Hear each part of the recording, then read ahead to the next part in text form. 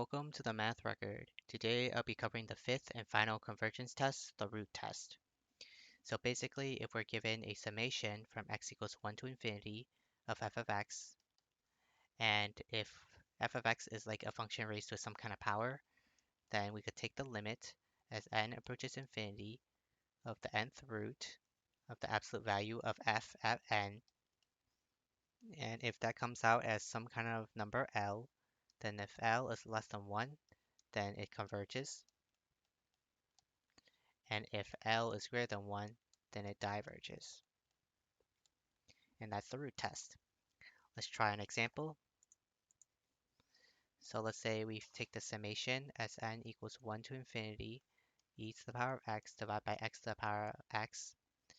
Then we could take the root because there's powers. Usually when I see a power, you usually want to take a root, unless you want to use the ratio test.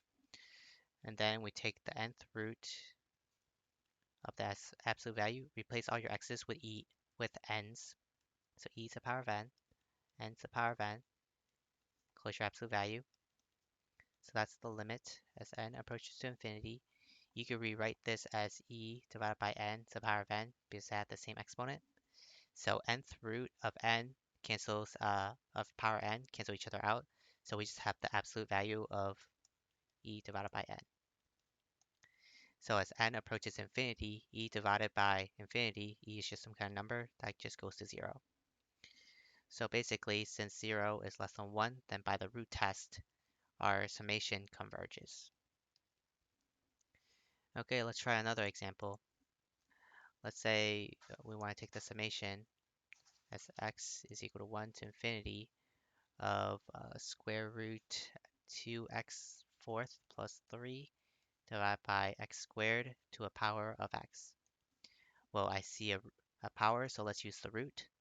So the limit as n approaches infinity of the nth root of absolute value square root 2x to the power 4 plus 3 divided by x squared.